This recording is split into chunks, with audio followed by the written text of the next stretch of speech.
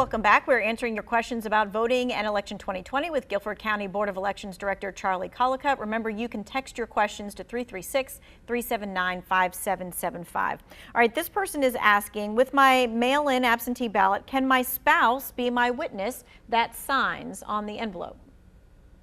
Yes. As far as the witness on that return envelope, any person older than 18 can be a witness. There's a few slight restrictions. A candidate cannot be a witness unless they are a near relative.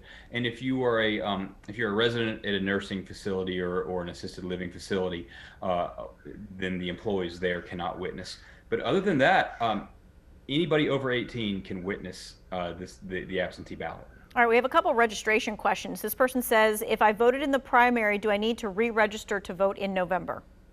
No, if you have stayed within your county or within Guilford County since then no. If you moved and came back, then yes.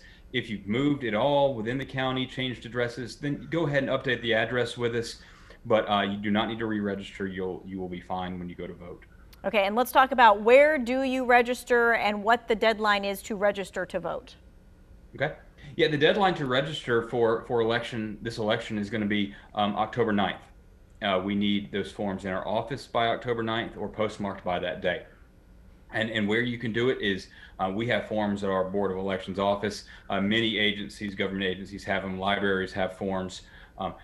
You can actually go to the DMV and register to vote using an online process. Even if you're not doing anything DMV related, you can download and print the forms from various websites, our website, the State Board website.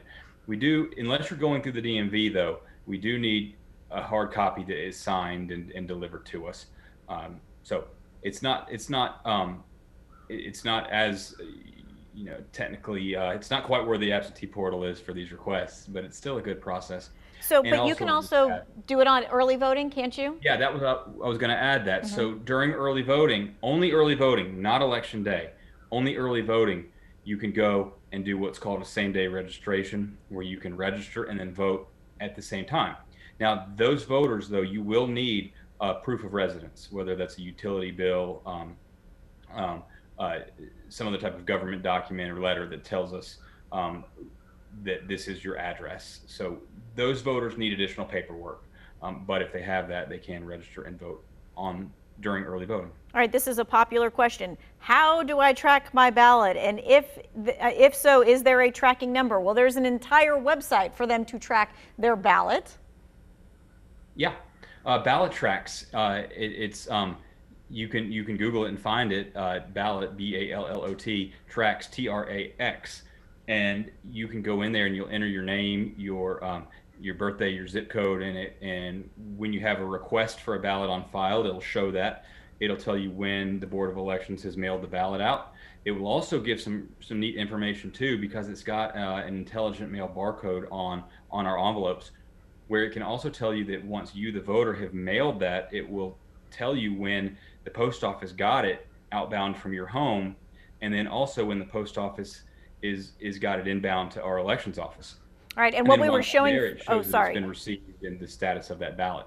So it's really neat that it tracks it from your request all the way through the post office using that barcode all the way into our office. And we were showing a web story that we have so that we can link you directly to ballot tracks. It's one of the easiest things. It's how to know if your absentee ballot was accepted in North Carolina. There is a link there for ballot tracks to make it easy for you. This text question says, I don't feel comfortable going to vote in person, so I requested an absentee ballot, but my husband is going to vote. Can I give my sealed and signed absentee ballot to my husband to give to a poll worker? Kind of. You can give it to him because a near relative can deliver a ballot on behalf of the other near relative. So spouse certainly can, the spouse can deliver the ballot for the voter. But where can they drop it off? That's the question. They can drop it off at the Board of Elections office or an early voting site, not an election day site. On Tuesday, November 3rd, nobody can drop off a ballot at the precinct level at the polling places. But if that spouse is going to early voting, then certainly that near relative can drop the ballot off at early voting. Okay, and that is a key point. So ballots can be dropped off at any early voting site and can be dropped off at the Board of Elections even on election day, but absentee ballots cannot be dropped off at the polling sites on election day. That's correct. Okay, just wanted to make sure that we're all really clear on that one. All right, we are going to continue to take your questions. We've got one more segment here to be able to answer your questions. 336-379-5775. We'll be right back.